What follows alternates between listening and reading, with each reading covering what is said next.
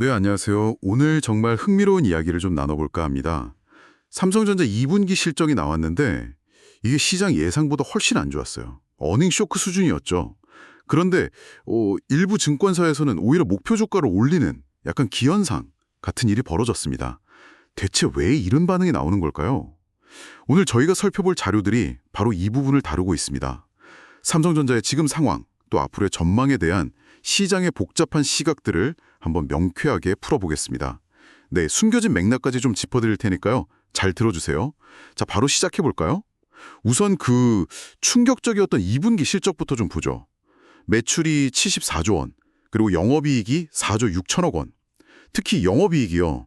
이게 시장 예상치가 한 6조 800억 원 정도였는데 그거보다 무려 25%나 낮게 나온 겁니다. 네, 상당한 충격이죠. 말씀하신 대로 어닝 쇼크 수준입니다.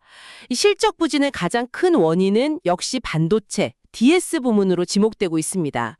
삼성전자 스스로도 일회성 비용이 좀 반영됐다고 밝혔는데요. 아, 일회성 비용이요. 그게 구체적으로 어떤 걸까요? 네, 증권가에서는 크게 두 가지 정도로 보고 있습니다. 하나는 이제 디램 쪽에서 특히 요즘 HBM 중요하잖아요.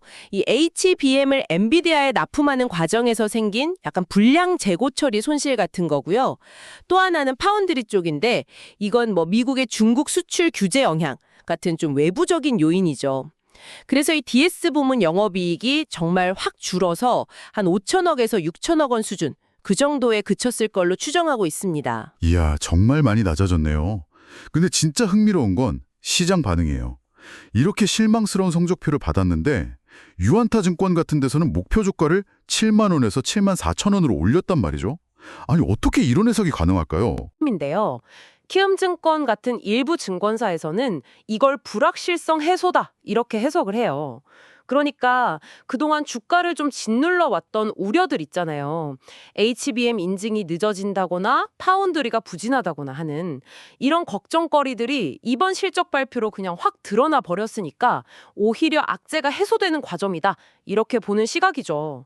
뭐랄까 골맞던 게 터졌으니 이제부터는 나아질 일만 남았다 약간 이런 느낌? 아, 그렇게 볼 수도 있겠군요.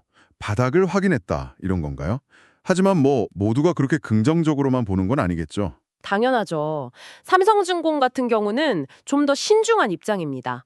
투자자들은 이제 지나간 2분기 실적보다는 앞으로 HBM이랑 파운드리 사업이 언제쯤 정상 궤도에 오를지, 그리고 또 그전까지 일반 디램 가격 상승세가 계속 이어질 수 있을지 여기에 더 주목할 거라는 분석이에요. 그러니까 핵심 기술 경쟁력을 회복하는 데는 시간이 좀 걸릴 거다. 이런 현실적인 시각인 거죠. 그럼에도 불구하고 주가 개선 가능성은 열어두는 건가요? 네, 다만 이쪽에서도 기술 격차를 좁혀가는 과정에서는 주가가 점진적으로 개선될 수 있다. 이런 기대는 같이 내놓고 있습니다. 그러니까 현재의 부진보다는 미래 회복 가능성에 무게를 두는 시각도 있고 또 회복까지 시간이 걸릴 거라는 신중론도 있고 이게 좀 공존하는 상황인 것 같습니다. 알겠습니다. 그렇다면 하반기 전망은 좀 어떤가요? 실적 개선에 대한 기대감이 크다는 얘기가 많던데요. 기대하고 있어요. 특히 이제 반도체하고 디스플레이, DP 부문이 중심이 될 걸로 보고 있습니다. KB증권 분석을 보면 D램 쪽은 HBM3, 12단 같은 고부가 제품 출하가 늘어나고 또 온디바이스 AI 스마트폰 나오면서 D램 탑재량 자체가 늘어나니까요. 그래서 하반기 영업이익률이 상반기 26%에서 32%까지 꽤 크게 오를 걸로 예상을 하고요. 아, 디스플레이 쪽도요? 네, 디스플레이에도 아이폰 신제품이나 갤럭시 Z 플립 같은 신모델 나오면 그 플렉서블 OLED 가동률이 확 올라가거든요. 그래서 분기마다 한 1조 원 이상의 안정적인 이익을 낼 수 있을 거다. 이렇게 기대하고 있습니다. 실적 외에 또 주목할 만한 움직임이 있었죠. 자사주 매입하고 소각하는 계획이요. 네, 그것도 상당히 중요합니다.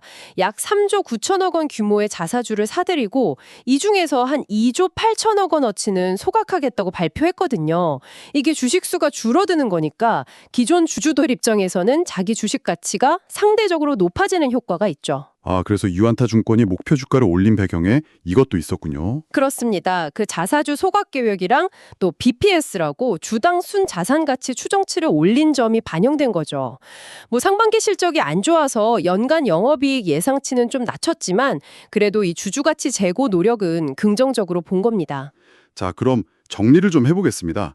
삼성전자의 2분기 실적 그 자체는 정말 충격적이었지만 시장에서는 이걸 오히려 불확실성 해소 신호로 읽거나 아니면 하반기 회복과 주주환원 정책에 대한 기대로 좀 상쇄하려는 움직임이 보인다. 이렇게 요약할 수 있겠네요. 네, 정확합니다.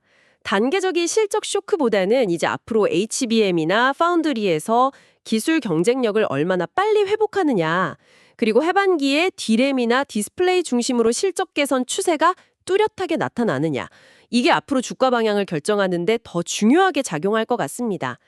결국 현재의 실적 부진이라는 현실과 또 미래 회복에 대한 기대감, 이 사이에서 줄다리기가 당분간 계속될 걸로 보입니다. 여기서 청취자분들께 질문을 하나 드리고 싶습니다. 만약 당신이 투자자라면 이런 단기적인 실적 개선 기대감과 또 시간이 걸릴 것으로 보이는 근본적인 기술 경쟁력 회복이라는 좀 더 장기적인 과제, 이 둘 사이에서 어느 쪽에 더 무게를 두고 판단하시겠습니까? 한번 이 질문을 곱씹어 보시는 것도 의미 있을 것 같습니다.